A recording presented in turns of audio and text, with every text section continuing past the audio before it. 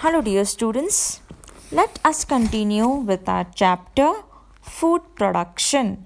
In the last class, we learnt about how the farmers make fruit.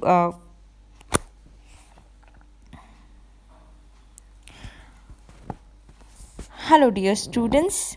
Let us continue with our chapter Food Production. In the last class, we learnt about how the plants grow in the soil, right? Yes, how the plants are planted, how it grows, right? And we even learnt about harvesting. We learnt about where the harvested items are stored, right? Yes.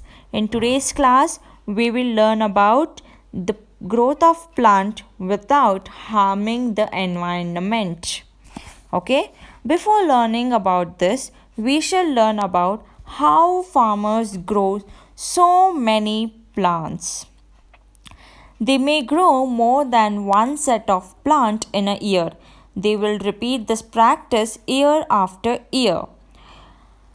If the same types of plant grow in the soil for many years, the soil nutrient may get completely used up. Some nutrient will not be used by that type of plant may pile up in the soil.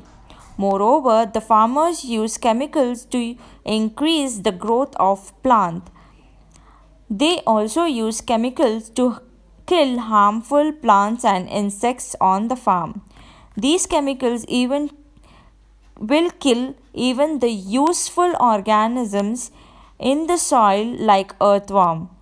In these days, farmlands can change into wasteland over a course of time.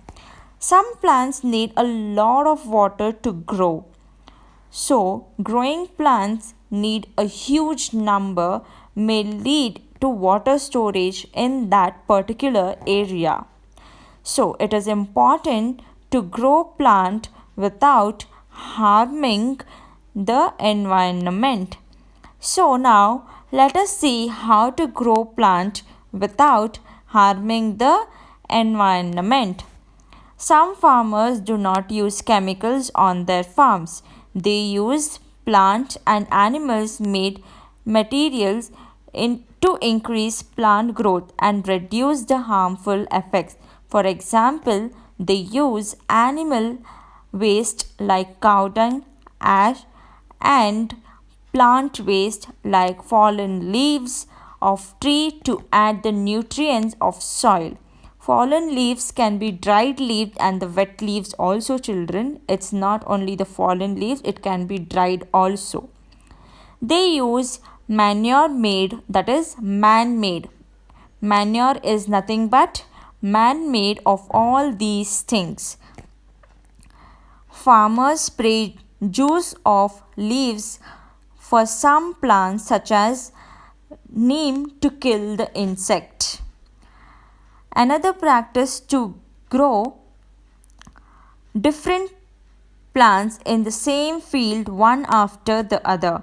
For example, the rice field, after harvesting of rice, they will grow vegetables like peas, cucumber, pumpkins, and so on. It helps to keep the nutrients of the soil at a proper level.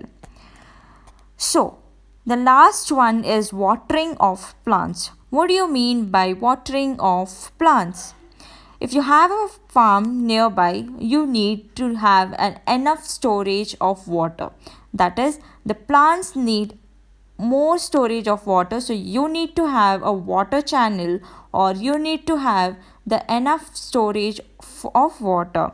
So we need to choose the areas where there is less water or where there is more water by choosing the plants, that is by choosing which plant needs more water and which plant need less number of water. Okay, students, so our last point is in the areas where there is less water, choosing the plants that need less water so that it will be helpful. How it will be helpful? The less water which is needed for the less water which is need for watering the plant, so it is better to choose that area which has less water, so that it is very helpful.